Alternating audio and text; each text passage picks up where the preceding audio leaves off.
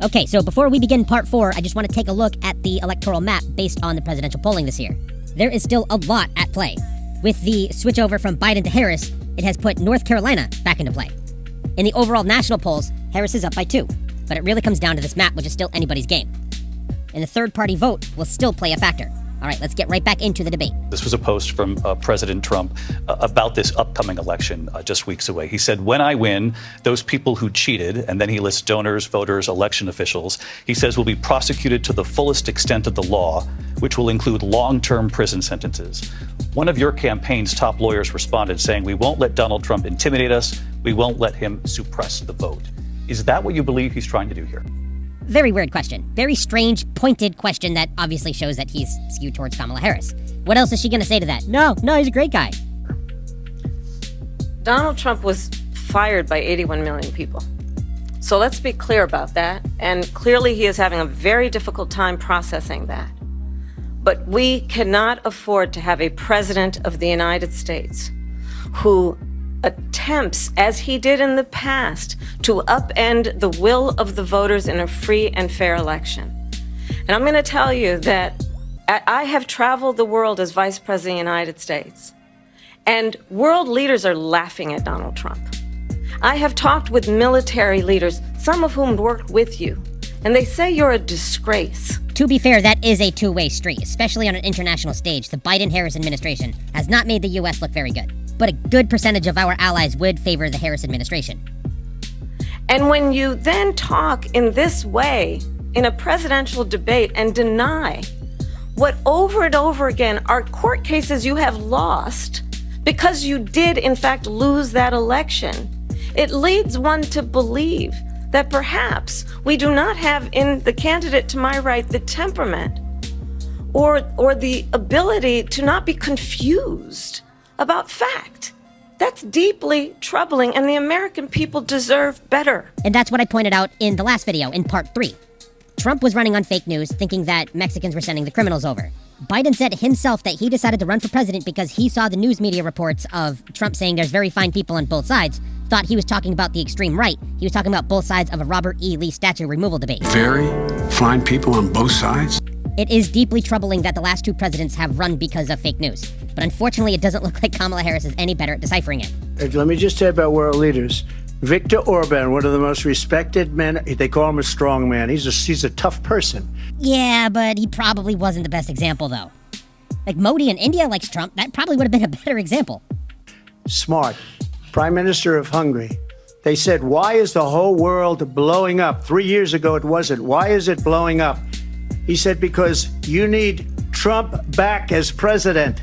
They were afraid of him. China was afraid, and I don't like to use the word afraid, but I'm just quoting him. China was afraid of him. North Korea was afraid of him. Look at what's going on with North Korea, by the way. He said Russia was afraid of him. I ended the Nord Stream 2 pipeline, and Biden put it back on day 1, but he ended the XL pipeline. All right, so right off the bat, the Nord Stream pipeline went from 0% complete to 90% complete during the Trump presidency. The Trump administration rejected years of bipartisan congressional calls for imposition on sanctions to stop the project. Only when Congress, in frustration, passed mandatory sanctions did the administration finally take concrete action. But by then, it was too late. The XL pipeline in our country, he ended that. But he let the Russians build a pipeline going all over Europe and heading into Germany, the biggest pipeline in the world. Look, Viktor Orban said it. He said the most respected, most feared person is Donald Trump. We had no problems when Trump was president. But when this weak, pathetic man that you saw at a debate just a few months ago, that if he weren't in that debate, he'd be running instead of her. She got no votes. He got 14 million votes. What you did, you talk about a threat to democracy. He got 14 million votes, and they threw him out of office. And you know what? I'll give you a little secret. He hates her. He can't. Okay, so there was a lot there, mostly shit-talking, but he did say that the Democrats threw Biden out and put Kamala Harris in. That's actually pretty much what happened. Just a few days before Biden said that he was not going to run for re-election, he had come out and said, I dare somebody to contest me at the DNC. And what's scary to me is how many Democrat voters were just okay with it. They're like, oh, I mean, we were kind of voting for Harris anyway. No, Biden runs for a primary. There is no, placeholder. Except for the person who finishes second, and in this case, it would have been Dean Phillips. But the Democratic Party's system is less democratic than the Republican Party's system. And that's something that you hear on Democratic campaigns. Their delegates are more locked down and more regulated on the Republican side. On the Democrat side, they just vote whatever you think your voters would want. That's a real slippery slope. Can't stand her. But Mr. he President. got 14 million votes. They threw him out. She got 0 votes. And when she ran, she was the first one to leave because she failed. And now she's running. I don't understand it, but Mr. I'm President, okay with it Mr. because President, your time is I think up. we're Thank going to you. do very well. We've got a lot. So he's talking about the 2020 Democratic primaries. There was a big playing field. Kamala Harris dropped out very, very early, did not do a good job whatsoever. But she was not the first. Beto O'Rourke, Tim Ryan, Bill de Blasio, and other candidates dropped out before she did. Kamala Harris only received 844 votes in the 2019 Democratic primary. And not even in this election cycle. And now she's the Democratic nominee for president. Do you know who got more than that? The person I voted for, Dean Phillips. That's why when it comes to like voter suppression and threats to democracy and unfair elections from Democrats, I'm sorry, I don't want to hear it. Vice President Harris, in December, you said, quote, Israel has a right to defend itself, but you added, quote, it matters how, saying international humanitarian law must be respected. Israel must do more to protect innocent civilians. You said that 9 months ago. Now an estimated 40,000 Palestinians are nearly 100 hostages remain. Just last week, Prime Minister Benjamin Netanyahu said there's not a deal in the making. President Biden has not been able to break through the stalemate. How would you do it?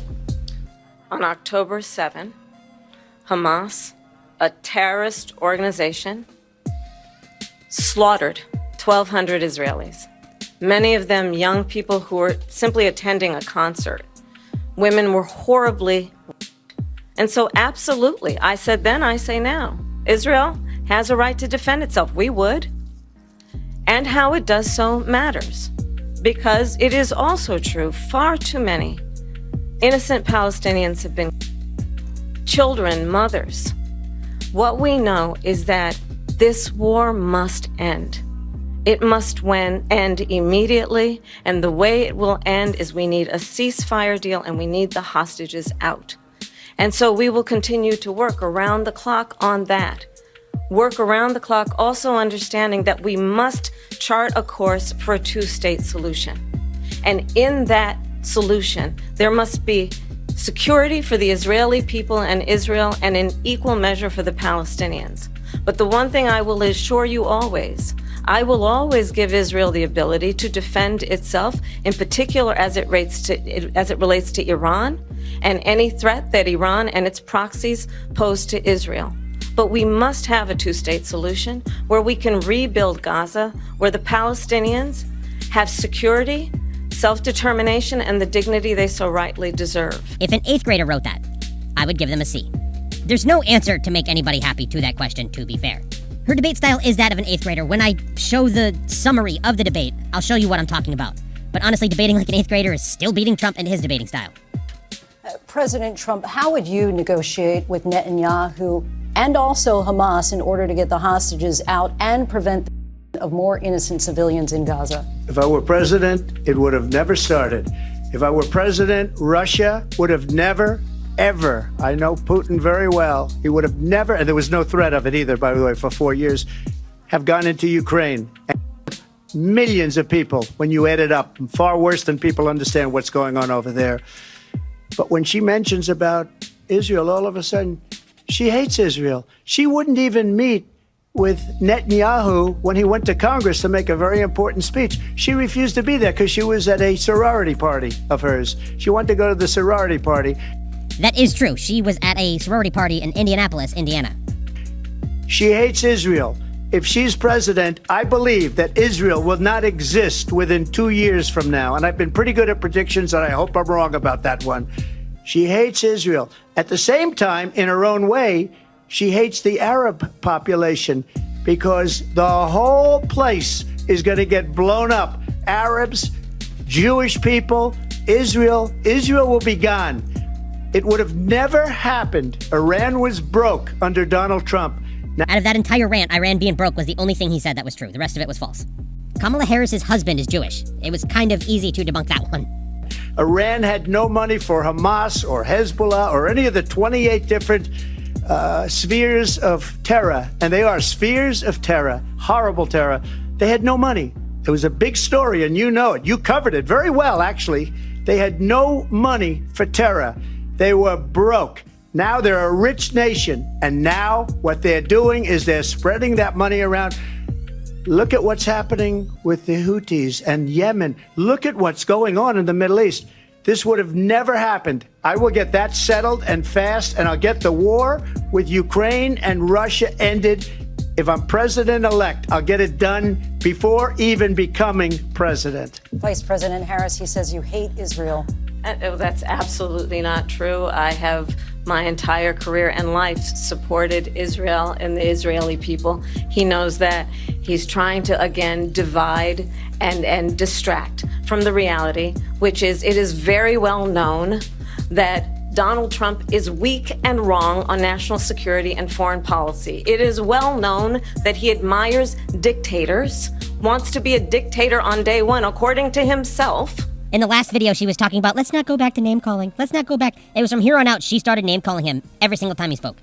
So he did say that he wanted to be a dictator, but he said specifically that he only wanted to be it for a day as a joke, even though that's, like, not a thing you should joke about when you're running for president. We love this guy. He says, you're not going to be a dictator, are you? I said, no, other than day one. We're closing the border, and we're drilling. After that, I'm not a dictator. I want to do both of those, too. Hell, I want to drill on comets and the moon, but I'm not going to call myself a dictator to do it. It is well known that he said of Putin that he can do whatever the hell he wants and go into Ukraine. It is well known that he said when Russia went into Ukraine, it was brilliant. It is well known he exchanged love letters with Kim Jong-un. And it is absolutely well known that these dictators and autocrats are rooting for you to be president again because they're so clear. They can manipulate you with flattery and favors. And that is why so many military leaders who you have worked with have told me you are a disgrace. That is why we understand that we have to have a president who is not consistently weak and wrong on national security, including the importance of upholding and respecting in highest regard our military. She was like, hold on. I'm almost done what they wrote down and made me practice. It's really good. Vice President Harris, thank you. They're the ones, and she's the one that caused it. That's weak on national security by allowing every nation last month for the year, 168 different countries sending people into our country. Their crime rates are way down.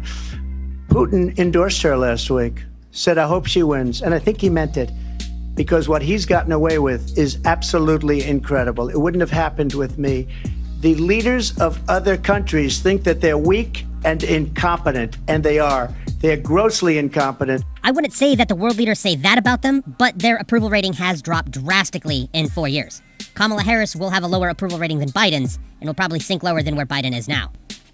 And that's just because it's like, oh, new presidency, it's going to be different. No, it's pretty much the same exact administration. Nothing is going to change.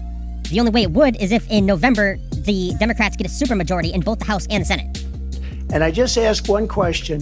Why does Biden go in and kill the Keystone Pipeline and approve the single biggest deal that Russia's ever made, Nord Stream 2, the biggest pipeline anywhere in the world going to Germany and all over Europe? It was 90% completed under the Trump administration. There was plenty of time for him to stop it as well. All right, so that concludes part 4. We're about halfway done now.